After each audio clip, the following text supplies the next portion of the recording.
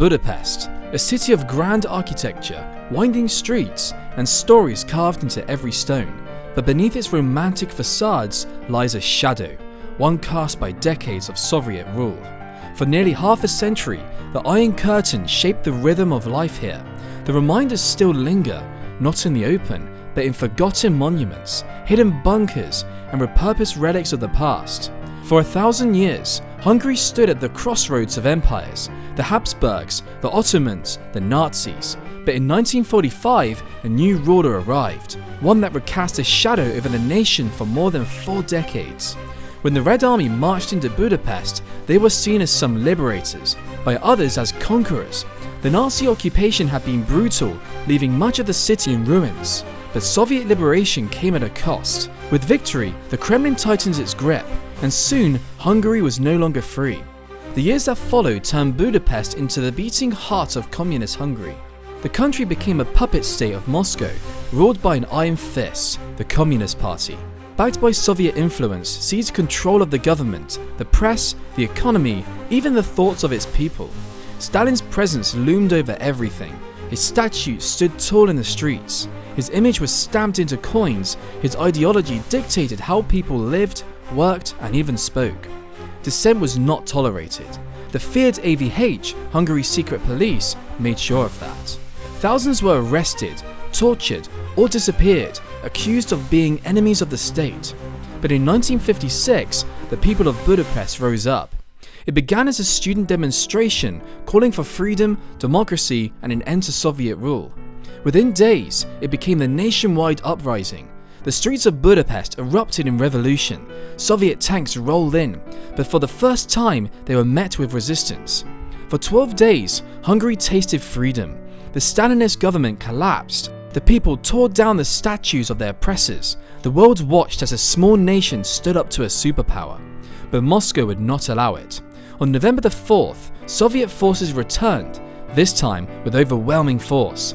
1,000 tanks, tens of thousands of troops, the revolution was crushed. The streets of Budapest ran red with blood. In the years that followed, the city became quieter, but not freer. The dream of resistance was buried beneath a new wave of oppression. The Communist Party ruled once more, this time softer on the surface, but no less controlling. By the 1960s and 70s, Budapest had become known as the happiest barrack of the Eastern Bloc. Unlike East Germany or the Soviet Union, Hungary allowed small freedoms, better living conditions, a slightly freer economy, even a glimpse of Western culture. But it was still a controlled state. The government dictated what could be said, what could be built, what could be remembered. The city itself became a monument to contradiction, a place where the communist architecture stood alongside crumbling remnants of the old world. Then, in 1989, it all ended. As the Soviet Union crumbled, so did its hold over Eastern Europe. Hungary was one of the first to break free. The Iron Curtain fell. The statues of Lenin and Marx were toppled. The symbols of the past were moved, hidden, or left to decay. But history does not vanish so easily. Today, the Soviet past lingers in Budapest, not in its politics, but in its streets, its monuments, its forgotten bunkers and relics of an era many would rather forget. This is the story of Budapest's Soviet past, how it shaped the city, how it tried to erase it, and how, in the end, history refused to be silenced. Just outside the heart of Budapest, beyond the grand boulevards and historic squares, lies a place where history stands still, Memento Park, a cemetery, not for people, but for ideologies. This is where the statues of the communist era were exiled after the fall of the Soviet Union. Here, the past has not been destroyed, but it has been stripped of its power. During the Soviet era, Budapest was filled with symbols of communist power. Towering statues of Lenin, Marx, and Hungarian communist leaders stood proudly in city squares. Massive reliefs depicted workers and soldiers marching together towards a brighter future, a future dictated by Moscow. These weren't just decorations, these were tools of propaganda, designed to remind people who was in charge. To walk through Budapest in the 1950s was to be constantly watched by the cold, unblinking faces of revolutionaries. The most infamous of all was the massive statue of Joseph Stalin. Standing over 8 meters tall, his bronze figure towered over Parade Square, a space used for communist parades and celebrations. But when the 1956 revolution erupted, the people of Budapest tore it down. They sawed off its legs, dragged its head through the streets, and left only the boots behind, a fitting symbol of the fate of Soviet control in Hungary. Yet, Stalin's boots were just the beginning. The statues that remained after the failed uprising continued to loom over the city for decades. When communism collapsed in 1989, Hungary was faced with a dilemma. What should be done with these symbols of oppression? Some wanted them destroyed, erased from the streets like a bad memory. Others argued that history, no matter how painful, should be preserved. The answer was Memento Park. In 1993, the government gathered many of the remaining communist statues and moved them over to this remote location on the outskirts of the city. It was not a museum, nor was it a place of honor. It was something in between, a place to remember but not to glorify. To walk through Memento Park today is to take a journey through a past that tried to shape the future. The statue of Lenin still stands, arm outstretched, frozen in his eternal call to revolution. A towering soldier of the Red Army, once a symbol of Soviet liberation, now stands in isolation. The massive Republic of Councils monument, once a proud tribute to Hungary's short-lived communist revolution of 1919, now looms eerily, a faceless figure symbolizing a faceless ideology. Yet here in Memento Park, they are no longer feared. They are relics, stripped of their original power, a reminder that history does not disappear, it simply moves. Today, Memento Park is not a place of mourning, nor is it a place of worship. It is a place of reflection, sometimes even irony. Visitors can explore freely, even climb the statues that once symbolized absolute authority. Some laugh, others stand in quiet contemplation. The park now holds one final symbol of communist control, a replica of the secret police training tapes, teaching agents how to conduct surveillance and interrogation. A strange reminder that power, once lost, becomes something to be studied, not feared. In the end, Memento Park is not about glorifying the past, it's about understanding it. It stands as a warning of the power of propaganda, of the weight of ideology, and of the resilience of those who endure it. The statues once ruled Budapest. Now they stand forgotten on the edge of the city, trapped in time. The past may not be erased, but in Hungary it has been moved to where it belongs, outside the present. Beneath the ancient streets of Buda, deep in the rock under Buda Castle, lies a relic of wartime desperation and Cold War paranoia. The hospital in the rock began as a life-saving refuge, built into Budapest's natural cave system. It operated as an emergency medical centre during World War II, treating civilians and wounded soldiers as bombs rained down on the city. The walls of this place have witnessed suffering. Bloodied stretchers lined the corridors, supplies ran low, electricity failed. Yet, under impossible conditions, doctors and nurses continued their work, saving lives in a city torn apart by war. But after the war, the hospital was not abandoned. The Cold War had begun, and the fear of nuclear annihilation gripped the world. The Hungarian government, under Soviet influence, transformed the hospital into a top-secret nuclear bunker, reinforced, stocked with supplies, and prepared to shelter the wounded in an event of an atomic attack. It was meant to be a last hope, but in reality, it would have been a tomb. A direct nuclear hit would have left the city in ruins, with little chance of survival. The air filtration systems were inadequate, and the supplies limited. The bunker's walls could hold back radiation, but only for so long. Today, the hospital on the rock stands frozen in time, a haunting reminder of Budapest's darkest days. Visitors can explore its corridors, see its preserved medical rooms, and walk through a history where fear dictated survival. It is a place where life was saved, only to later prepare for a world where no life would remain. In the heart of Budapest's Jewish quarter, where war and communist neglect once left buildings abandoned, a new kind of life emerged. The ruined bars of Budapest are unlike anywhere else in the world, born from decay, shaped by history, and filled with a rebellious energy that refuses to fade. After the fall of communism in 1989, many of Budapest's old buildings were left in ruins. Factories, apartment blocks, and warehouses stood crumbling, too expensive to repair, too historically complex to tear down. Then, in the early 2000s, something unexpected happened. A group of artists saw an opportunity not to demolish these spaces, but to reinvent them. They moved in, dragging in old furniture, stringing up mismatched lights, and turning abandoned communist-era relics into bar decor. What was once a forgotten ruin became a vibrant underground scene. The most famous of all is Zimplakirt, the original ruined bar, a surreal maze of rooms filled with vintage TVs, rusty bicycles hanging from ceilings, and graffiti-covered walls that tell stories of Budapest's past. But not all ruin bars celebrate creativity alone, some take a more satirical approach to history. Just a short walk away, Red Ruin Bar turns communism itself into the joke.